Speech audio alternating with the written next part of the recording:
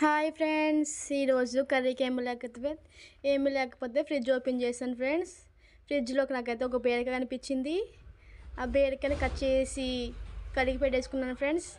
తర్వాత గ్యాస్ మీద పెనం పెట్టి ఆయిల్ వేసి ఎల్లుల్లిపాయ, ఎండుమిర్చి, జీలకర్ర, కరివేపాకు వేసి బాగా కలిపేసేసి దాంట్లో కొద్దిగా పసుపు, కొంచెం ఉప్పు, సాల్ట్ వేసి బాగా కలిపేసేసి ముందుగా కడిగి పెట్టుకున్న బీరకాయ ముక్కలు